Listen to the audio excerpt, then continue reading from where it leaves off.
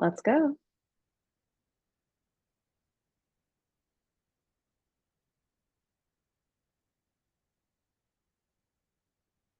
All right, everyone.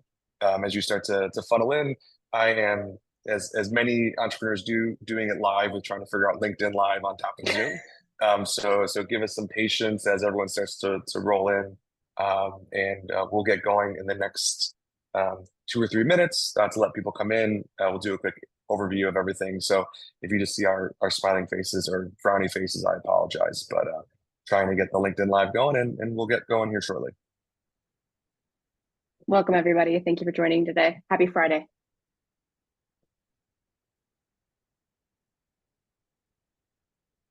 No frowns yet, so I feel like we're No winning frowns yet. here. Yeah.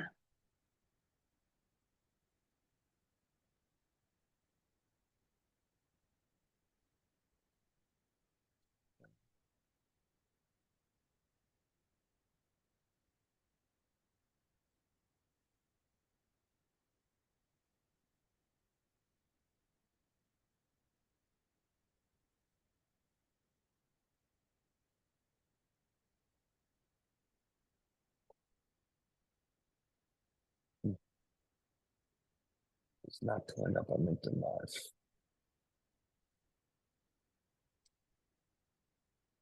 And for those of you who just joined, bear with us. We're going to try to do two things with once in classic founder fashion, where we're going for a classic Zoom webinar and a LinkedIn Live. So we're going to try for 1 or 2 more minutes, and then we're going to hop into the content. So grab yourself some water, grab yourself a snack, get ready to talk about product market fit, everybody's favorite topic, and we'll be at it in a second.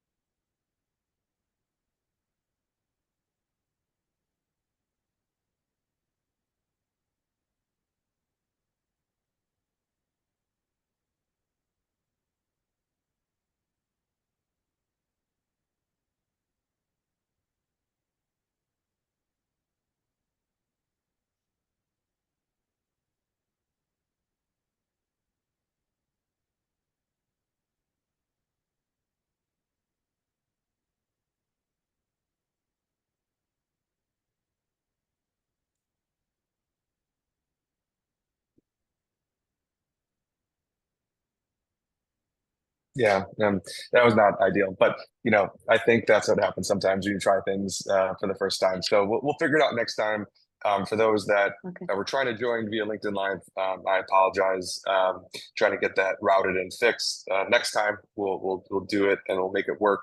But that's sometimes when you just try and test things out. That's how this goes. But welcome to our eighth Bionic community chat. We're really excited to have Erin here with us today, jump into all things customers, finding product market fit, using customer voice, which is really compelling. And not only does it help with product market fit, but it just helps with understanding who your customer is in general. Any type of messaging, strategy, information, it really should bleed through through your organization as a whole. And everyone should know who your customer is and who they're speaking to, because it should flow through operations, marketing, messaging to investors, etc. So really powerful stuff here. So we're excited to jump in and learn from Erin. I always like to sit back and enjoy the show as well with you. As part of this, we are going to be recording this session as mentioned. We do share it on our Substack as well as on LinkedIn. It will live there live with the video and takeaways and highlights. And you could always ask questions in the Q&A. We'll be monitoring it and the chat. So feel free to add insights and questions from there, and we'll keep things rolling as Erin jumps into the show. As folks that, if you don't know who Bionic Collabs are, we are a community of startup collaborators, operators, and builders. We're focused on helping early stage companies pre-seed to A scale more efficiently with using the right infrastructure, the right customer segmentation, as well as just acquisition strategies, anything to do with marketing and product to grow faster. As a lot of us know, about 60% of companies that fail going from pre-seed to A is due to growth challenges. 42% due to product market fit. Those are massive numbers. And a lot of us spend a ton of time thinking about what our product is, how we build our product, what product features we have and tech features we have. But we really sometimes forget about what marketing and features we have and marketing stack that we have, which ultimately help you scale faster, get to the A round and be efficient. And what we also see, not only is there a lot of failure points within that, but once you get to A round, they really expect you to grow quickly and efficiently with the capital they deploy. And if you're band-aided together and not really thinking about how to scale efficiently, it's going to come back to bite you, 10 times harder, and things fall apart at that point. So thinking about all these strategies early is really important to create scalable, repeatable, long-term growth. So that's what we're here for. We're a community of founders and builders. We have about 180 people in Slack that have conversations. If you're interested in that, feel free to reach out to me. It's justin@colabs.vc to get added and other information as it comes and goes. I've been in the startup ecosystem here in Chicago for about 20 years as a chief marketing officer and chief product officer at 5 startups, founder of one, helped 2 scale to over $1 billion in exit from employee 1 to employee 10. Now actively angel invest with about 16 companies in the portfolio. 2 have been a unicorn, 1 IPO'd. So really excited about the future of Chicago and beyond, and continuing to work with great operators as we build Bionic into a venture fund as well. So that's a bit about me and about who you're here for. I want to talk about Erin. I'm going to read a little bit of her bio, so apologize for my eyes going down to the paper, and then I'll hand it all over to Erin to kick it off for us. So Erin is an advisor who helps startup founders build successful customer success programs from inception to scale, having established and led successful programs at firms ranging from Series A to $100 million plus unicorns. She's worked hand in hand with C-suite and executive leaderships to achieve and exceed industry standard of 90% renewal rates. Before founding Lakeshore Success, Erin built the customer success program at Signals Analytics from the ground up as the company transitioned from being a professional service company to a SaaS offering. After establishing a successful global program at Signals, she led the growth of the marketing SaaS platforms at Wunderkind from 85 million to 150 million, restructuring the approach to improve client touchpoints across their lifecycle, providing more engaging, valuable interactions, and training the team to succeed.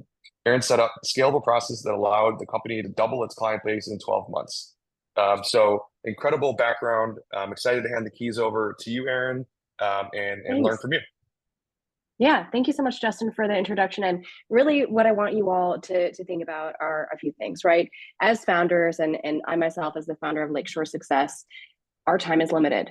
And it's really hard to know exactly how to be spending it, at what stage. It feels like there's a million conflicting priorities. And so what I'm really hoping to do today is just give you a grounding of what is voice of the customer, because if it sounds hard, sometimes we don't even want to engage.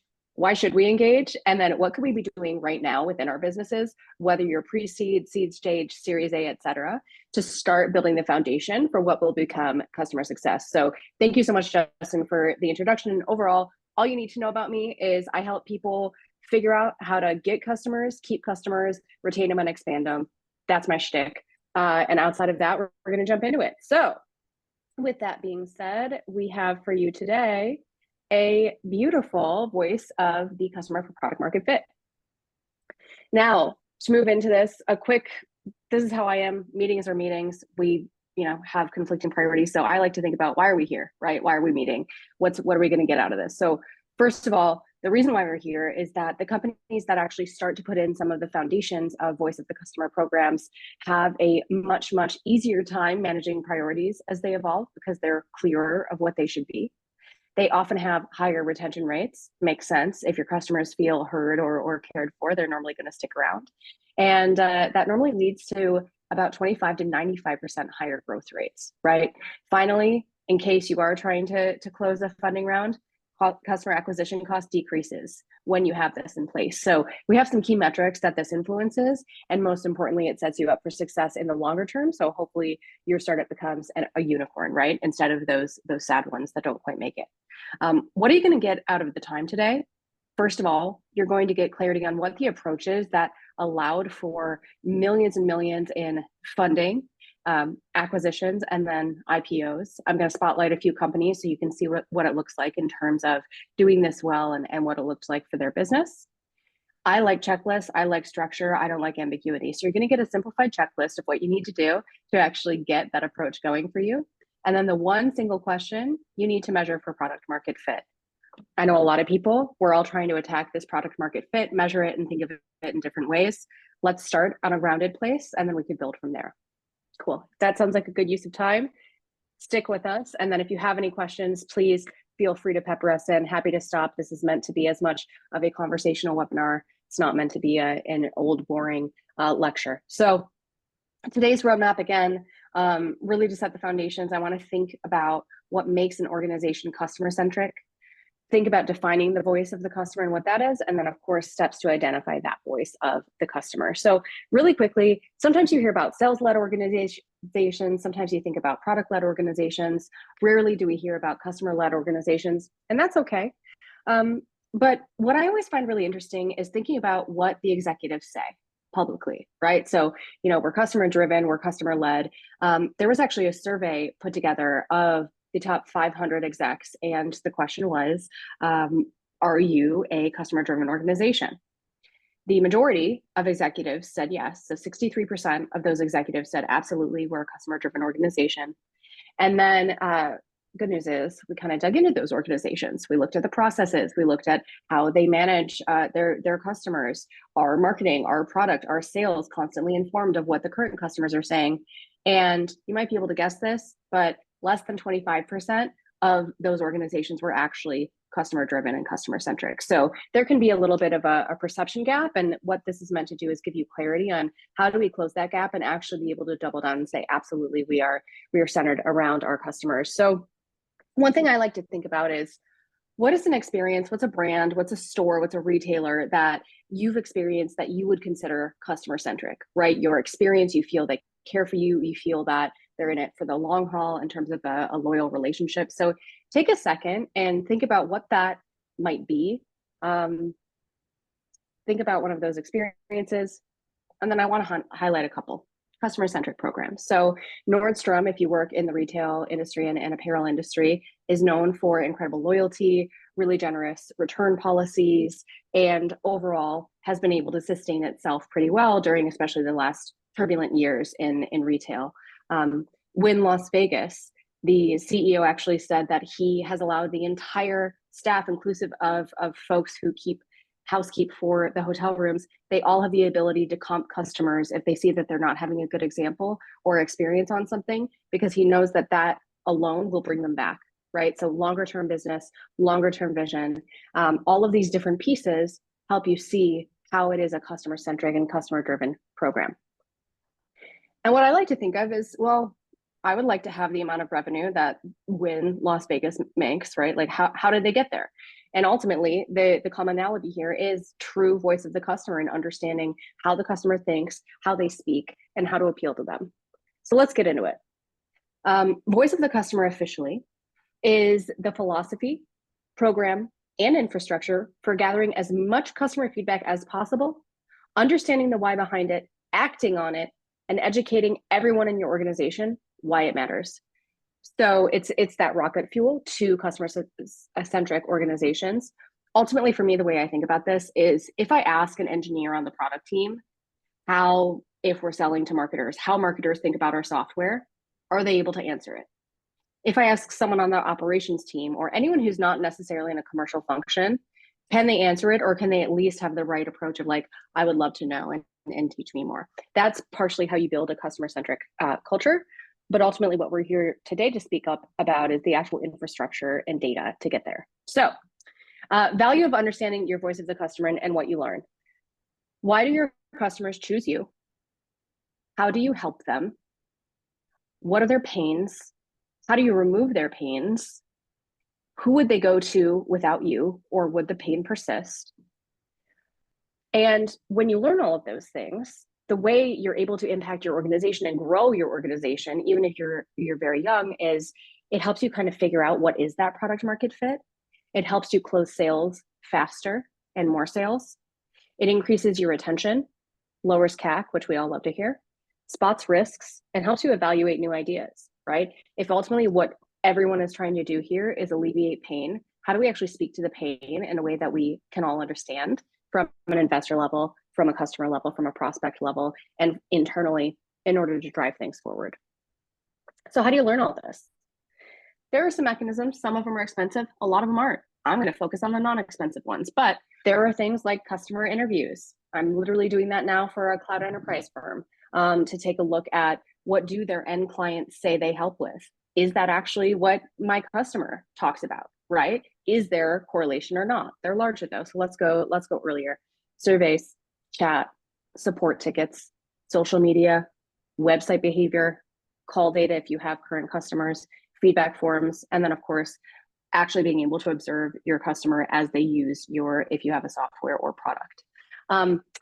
Big thing here is that ideally everyone owns that, but if you're one founder, you don't have anyone with you yet, there are things that you could be doing to start getting this baseline. So you're going to be able to have all of these forums one day. For now, we're going to focus on simpler. And to focus on the simple, I like to think of who do I want to emulate, right? Who has seen success and what physically did they do to get there? So hopefully we've all heard about Slack. I personally have used it for several years. And the thing about Slack, I'm gonna jump to their outcomes. They had an IPO. They also were acquired by several $billion, 27.7 for Salesforce. And the cool thing is there's actually a lot of documentation and a lot of interviews from the CEO saying, here's what me and my initial hires did. What we did constantly is customer research. We read every single piece of feedback. We started this thing back when it was Twitter, on Twitter, that started to be when people were escalating and angry with the experience that Slack gave. They would respond immediately, rectify the situation, and then they started to get more and more feedback to the point where they created this thing called the wall of love, because they had listened and responded to so many clients, put out some product fixes that allowed to negate the experience and block it from happening, that then it just turned into referral happiness and really positive social proof. They would still troll that and they would still look at it every day. So getting really, really close to the customers, being obsessed with the feedback, having a design partner program is great. At the very least, they looked at what was publicly available, because a lot of the times if someone's really upset, they're not going to speak directly to you. They're going to speak to the ether, right? And just yell out their frustration. So getting really smart on the avenues there. Superhuman. Superhuman is, if you are an executive, it's a great way to cut down on the time spent on email, which for me used to be hours of my life every day. Don't miss that. And what they did is they got used to a survey. Early on, they had something like 20 different users, and they started doing surveys every month. The survey was really simple. Slack did this too. And they had one key question I'm going to talk to you about in a second that really helped them figure out where that product market fit came from.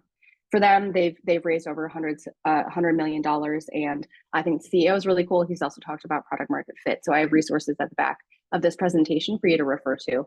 And finally, someone I work with. This is a prop tech company. They are newer on the scene. They've been able to really, really quickly hit very high revenue numbers. And most importantly, they've seen less than 1% churn in 18 months. By the way, they have over 1,000 customers. So we're talking, we have scale here. And what we did here to get voice of the customer involved is, first of all, the CEO is a target customer. He built this for his specific group and industry.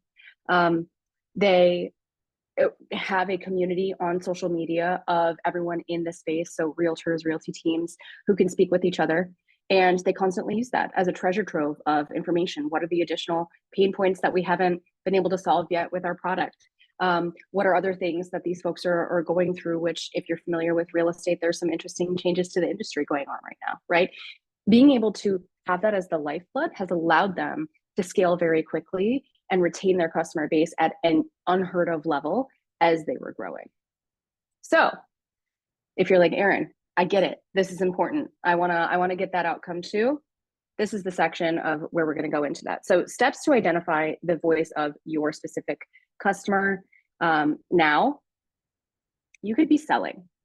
When I talk about a customer, I mean both prospects and closed customers. So even if you're doing founder-led sales still, you're not quite ready to onboard or you haven't closed anyone yet, there are some things that I highly recommend, especially if you happen to be more product or engineering minded.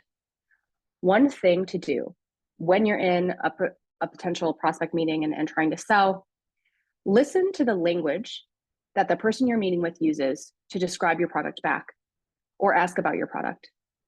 Ask them what typical pain points in their life and their job related to your product or service are, and then write down exactly what they're saying. The reason I say this is a lot of times I jump on with a founder, they start to do a sales call, and they start to talk about their product's features, their product's benefits, the cool engineering ways that they figured these pieces out. But at the end of the day, I watch their prospect glaze over because their prospect is thinking about how they don't have enough time in their day. They don't have a big enough budget to get everything done that they need to do. And there's a little bit of a perception gap, right, between how this product can actually help them with those pain points and how strong the engineering and product support is there. So take a minute, ask a couple of those questions in your sales and write down verbatim what those folks say. Once you start to do that enough times, you start to actually see your customers' language about how they classify and think about you. And then you can start to use that within your own marketing, sales, and then customer retention activities to really help them contextualize the way you want.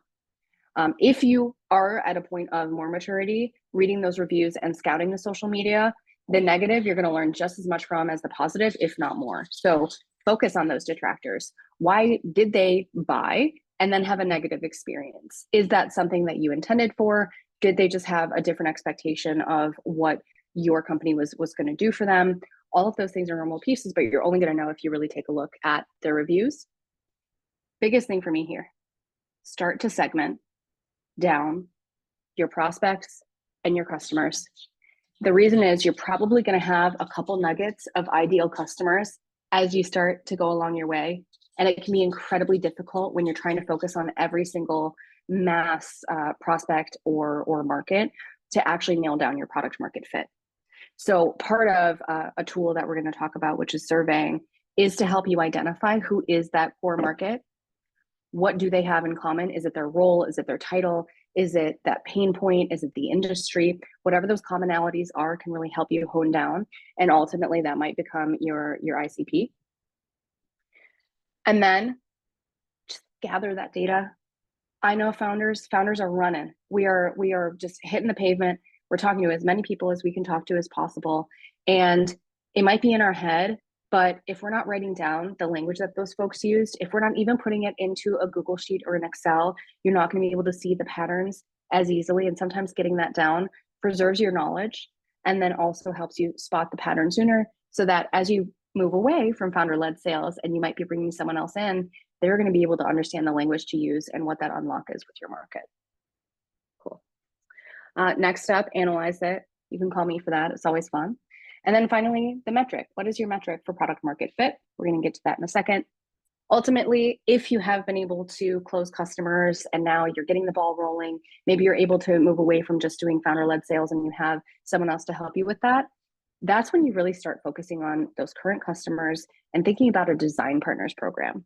So with Slack, for example, they realized that anyone who was a team leader could be in engineering. And at first, a lot of them were in engineering because it was Slack's co-founders' friends. And that had more than 3 reports were an ideal candidate for Slack. And they created a design partner program to set the expectations of let us follow you, let us see what else you need. And that's where they had really quick things like some additional workflows, or they added threading as opposed to posts because people would get annoyed when they had 48 missed messages, right, to read within a specific team group. Those came from design partner programs and from following those customers really closely. It also helps you boost retention because when you tell someone that they're important to you, that helps them understand that they want to be there for the long haul. And finally, inform your roadmap based on what it would take for more people to hit your metric. And we're going to get to the metric in a second. Cool. Final one, this is a spicy and very hot take that is not shared by a ton of people, but when you have an executive team under you, because you've been able to scale, you get sales and you have customer success. One thing I find is that we're really good at siloing. And so sales focuses on close rates. Customer success, of course, we're on retention. Marketing is all about top line funnel, like how many leads are we getting over to sales, and product might be about, you know, ship times, frequency, whatever that is, stability. If you compensate all of your teams on customer renewals, because you understand that to preserve that revenue is going to get you up into the right to be ready for your next fundraise that much faster, it drives all of this action and intention of now product wants to see these surveys. Now sales needs to think about that ICP or double down on how do we finesse our language to get more of these folks in the door. That's going to be really important to the flywheel. That is a little bit later than seed stage, but it's the longer vision. And some of you might be hung up like, Erin, what do you mean by vocabulary? Like, we're all using words. I speak English. I'm meeting with these people, and maybe I'm even able to close the sales, right? Like, why are you pushing me on vocabulary? I'm pushing you on vocabulary because I have worked in several companies and observed several companies that start to have their own language. And their own language might be like, hey, yeah, we want to do a QBR, which is quarterly business review. We might want to take a look at, uptime or what have you. But the end customer doesn't think in that language. The end customer thinks about, can I just understand if this program is doing well? I would meet if you tell me like, am I doing well and how could I do better?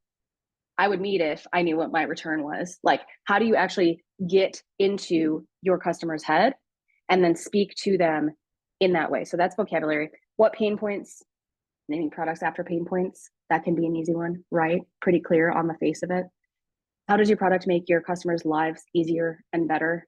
That way in sales, if you're appealing to a director of IT, you can talk about reducing their infrastructure costs instead of just saying, hey, this is going to make the team move so much quicker. Moving quicker is hard to substantiate and hard to quantify, right? It's hard to make a business case about that. So starting to think about that piece. What does our product allow you to achieve? So let's follow this director of IT. Hey, director of IT, if you were allowed, or if you could reduce your infrastructure costs, what would that allow you to do? Oh, interesting. You would be able to hire additional engineers and then get more products on the roadmap or features on the roadmap that then meet your end goal, right? You're only going to know that by asking those questions and speaking in that language. So take a couple of these, thinking about why are we superior? How did we miss?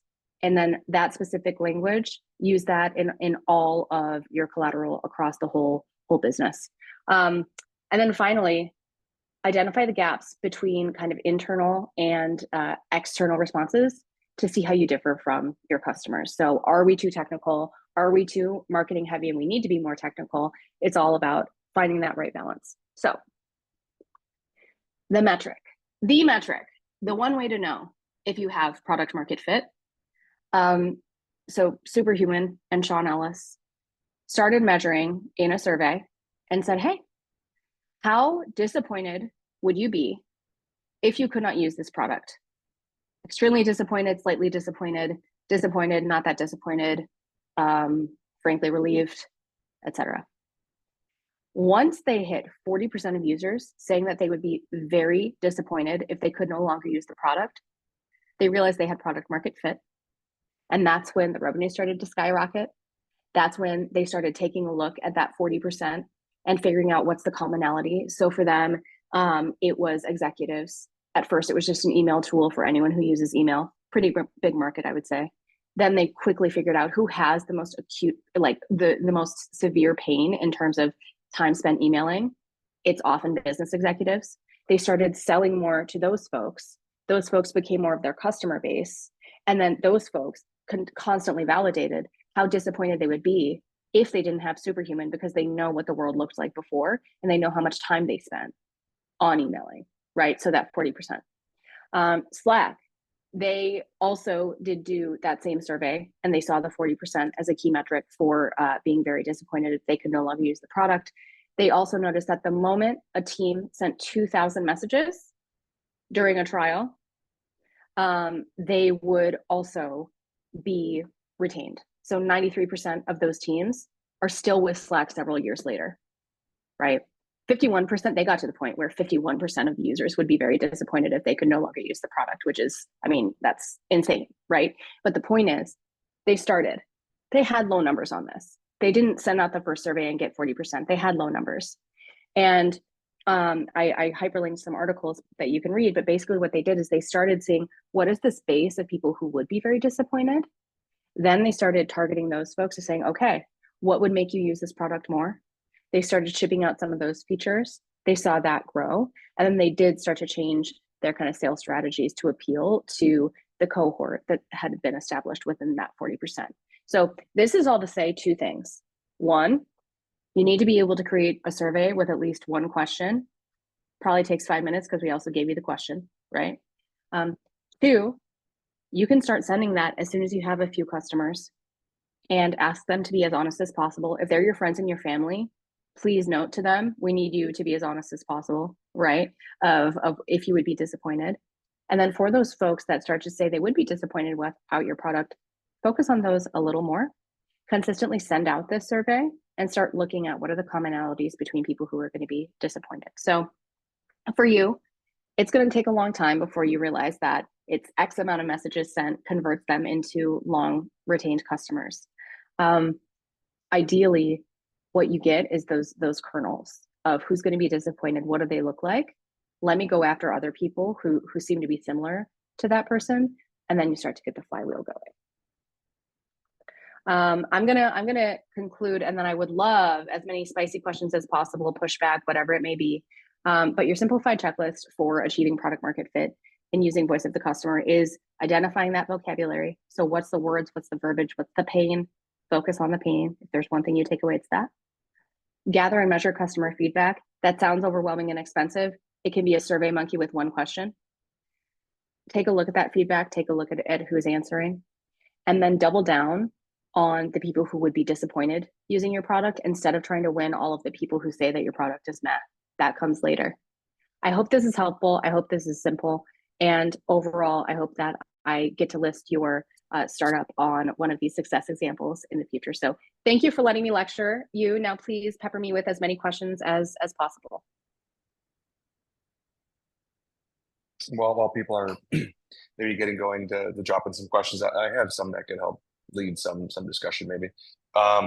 So you mentioned with Slack, kind of gathering all the intel from Twitter or conversations and information. Do you have tools that you like that helps collect a voice of customer that could be lean or easy for startups to implement?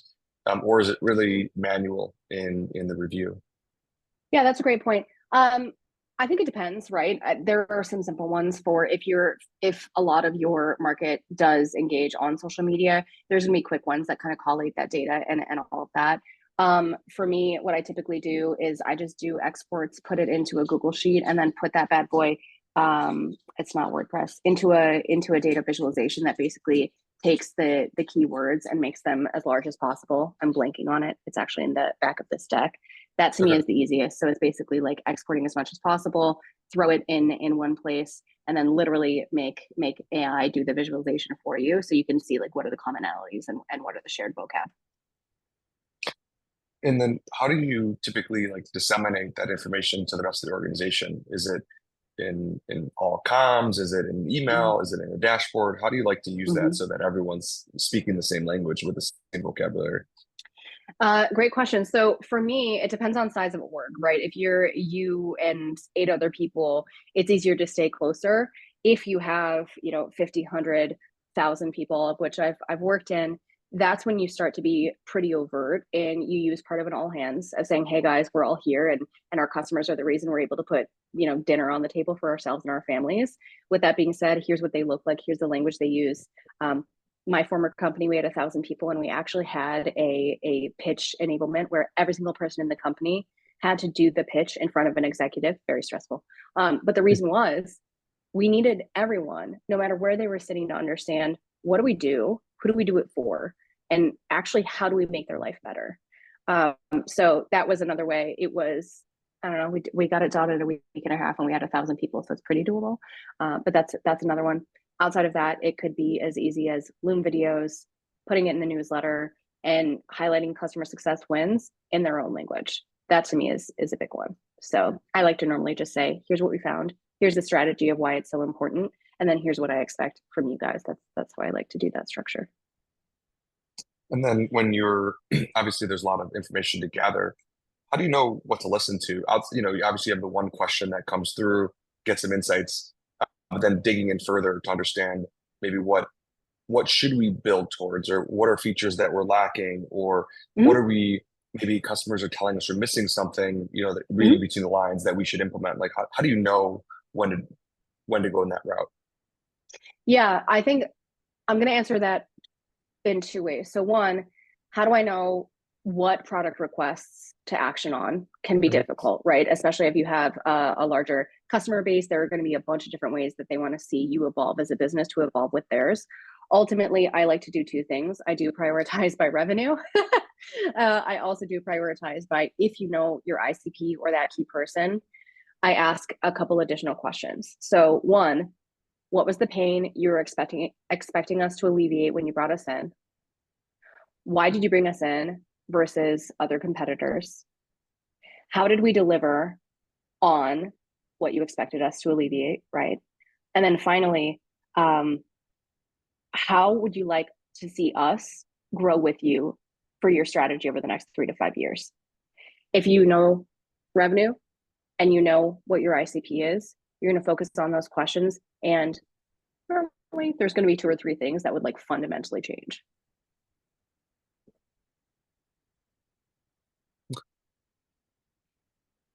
Thank you for the question. Yeah.